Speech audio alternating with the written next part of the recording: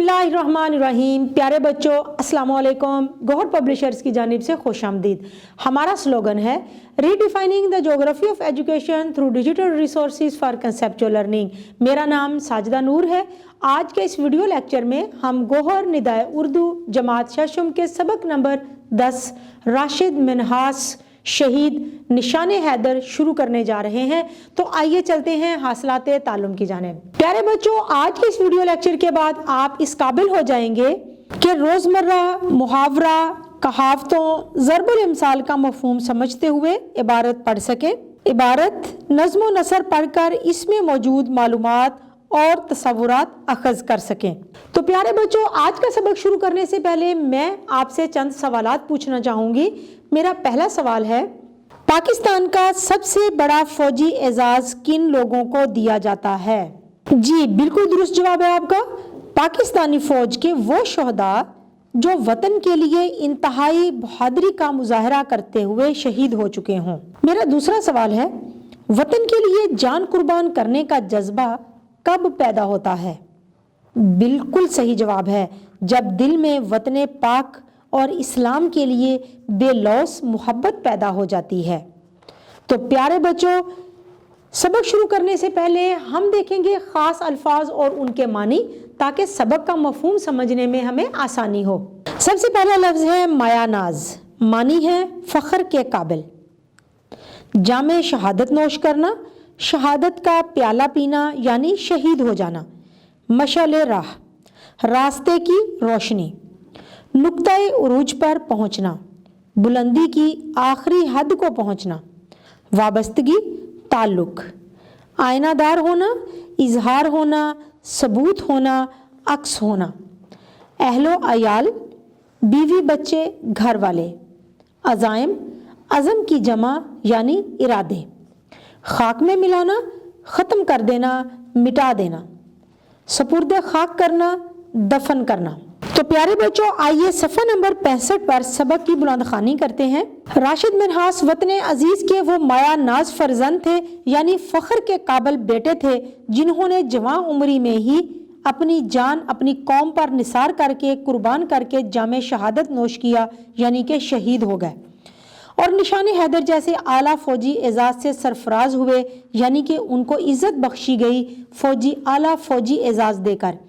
उनकी शुजाअत और बहादुरी के निशान कौम के लिए मशाले राह बनकर हमेशा जगमगाते रहेंगे, यानी रास्ते की रोशनी बनकर हमेशा जगमगाते रहेंगे। राशिद मिन्हास के वालिद का नाम अब्दुल मजीद था। वो राजपूतों के कबीले मिन्हास से ताल्लुक़ रखते थे। दूसरी जंग अज़ीम में वो सिविल इंजीनियर की हैसियत से ब्रिटिश आर्मी में शामिल हुए थे। कुछ अरसा उन्होंने इराक़ और ईरान में गुजारा। बर्मा और आसाम के मुहाज़ों पर भी खिदमत अंजाम दी। उनकी पोस्टिंग दिल्ली में थी। पाकिस्तान का क़याम अमल में आया तो अपनी बीवी रशीदा बेगम के साथ कराची आ गए। राशिद मिन्हास 17 फरवरी 1951 को कराची में पैदा हुए। इब्तदाई तालीम घर पे हासिल की। जब 5 साल के हुए तो क्वीन मैरी स्कूल लाहौर में दाखिल करवा दिए गए। इन दिनों उनके वालिदैन लाहौर में मुकीम थे। फिर मुलाजमत के सिलसिले में रावलपिंडी चले गए तो Rashid Minhas Saint Mary academy Rawalpindi में पढ़ने लगे। अभी नतीजा भी नहीं निकला था कि आपने पाक फ़ज़ाइया में शमूलियत के लिए दरख्वास्त दे दी। आपके वालिद आपको इंजीनियर बनाना चाहते थे, लेकिन आपकी ख्वाहिश शुरू ही से पाक फ़ज़ाइया जाने की थी, लिहाजा वालिद साहब ने भी इजाज़त दे दी। राशिद मिन्हास को बचपन ही से जहाज़ उड़ाने का बहुत शौक़ था। वो बचपन में तिनकों की मदद से जहाज़ बनाकर उड़ाया करते, हवाई जहाज़ के मॉडल इकट्ठे करते।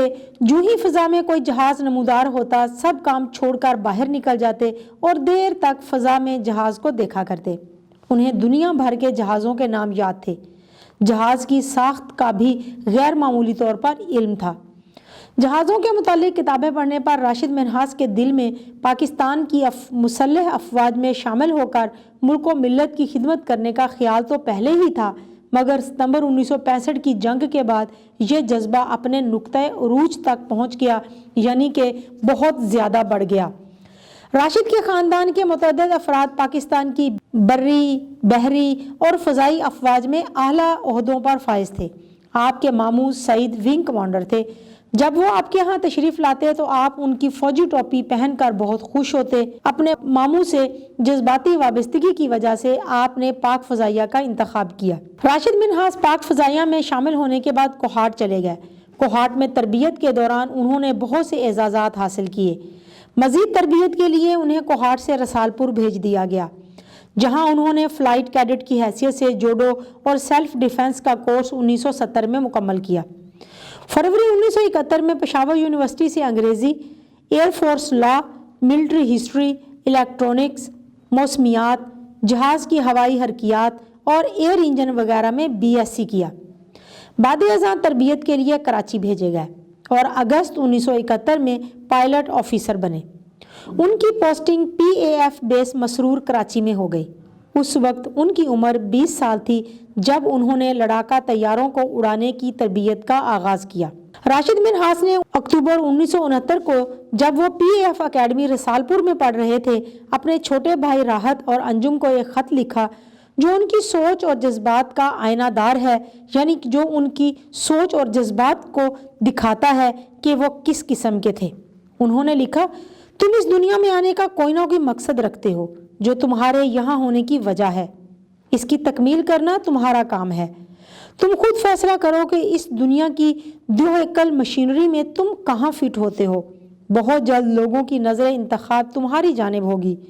ہو سکتا ہے قوم کی رہنمائی کے لیے تمہاری ضرورت ہو۔ ان کی توقعات پر پانی نہ پھیر دینا۔ یہ تمہارے ذمہ ایک ادھار ہے، تمہارے گھرانے کا، تمہارے وطن کا، دنیا کا، کہ تم کچھ بنو اور اپنے آپ کو اس کا اہل ثابت کرو۔ یہ تمہاری ذات کا حق بھی ہے۔ عظیم آدمی پیدا نہیں ہوتے، وہ اپنے آپ کو عظیم بناتے ہیں۔ ایسا انسان بنو، ایک ایسا انسان بنو کہ لوگ تم پر فخر کریں۔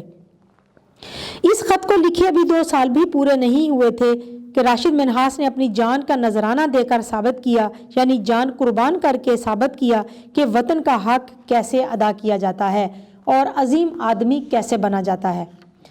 20 اگست 1971 بروز جمعہ راشد منہاس کی تیسری تنہا پرواز تھی۔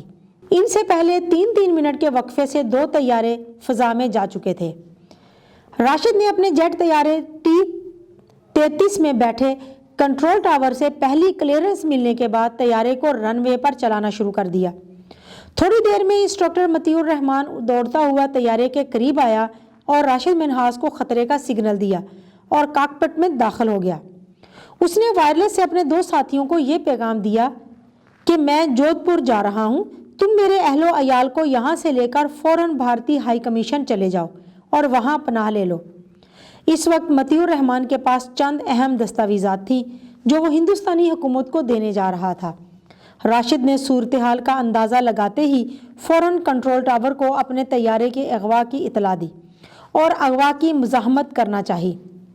مطیع الرحمان نے راشد منہاس کو بے ہوش کر دیا اور طیارے کا رخ بھارت کی طرف موڑ دیا۔ ابھی طیارہ ٹھٹھا کی حدود تک ہی پہنچا تھا کہ راشد منہاس کو ہوش آ گیا۔ طیارہ بہت کم بلندی پر پرواز کر رہا تھا، اس لیے ان 2 طیاروں کو نظر نہیں آ رہا تھا جو اس کو تلاش کر رہے تھے۔ نیچی پرواز کی وجہ سے نہ ہی کسی ریڈار کی رینج میں تھا۔ 11:33 پر راشد منہاس نے پھر کنٹرول ٹاور کو اغوا کا سگنل دیا۔ اگلے 5 منٹ راشد اور غدار انسٹرکٹر کے درمیان طیارے کے کنٹرول کے حصول کی کشمکش میں لڑائی میں گزرے۔ مطیع الرحمان کی تجربہ کاری کی بنا پر راشد نے محسوس کیا کہ طیارے کو کسی محفوظ جگہ پر لینڈ کرانا ممکن نہیں رہا، تو انہوں نے آخری حربے کے طور پر جہاز کا رخ زمین کی طرف موڑ دیا اور طیارہ زمین سے ٹکرا کر تباہ ہو گیا۔ یوں انہوں نے اپنی جان قربان کر کے غدار وطن اور ہندوستان کے تمام ناپاک عزائم خاک میں ملا دیے، تمام ناپاک ارادے خاک میں ملا دیے۔ جس جگہ طیارہ گرا تھا اسے اب شہید ڈیرہ کا نام دے دیا گیا ہے، پہلے اس کا نام جنڈلے تھا۔ یہ علاقہ کراچی سے شمال مشرق کی طرف دریائے سندھ کے کنارے سے تھوڑے فاصلے پر واقع ہے۔ راشد منہاس کو 21 اگست 1971 کو مکمل فوجی اعزاز کے ساتھ کراچی کے آرمی قبرستان میں سپرد خاک کیا گیا۔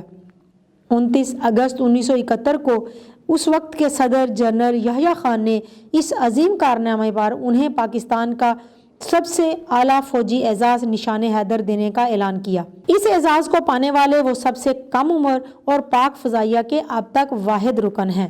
راشد کی شہادت پر پاک فضائیہ کے سابق commander in chief air marshal Noor Khan نے خراج تحسین پیش کرتے ہوئے ان کے والدین کے نام اپنے پیغام میں کہا، آپ کے فرزند کا ایثار، قربانی عظیم مسلح افواج کے افسروں اور جوانوں کے لیے حب الوطنی، جرأت مندی اور حاضر دماغی کی تابندہ مثال بن کر ہمیشہ یاد رہے گا، روشن مثال بن کر ہمیشہ یاد رہے گا۔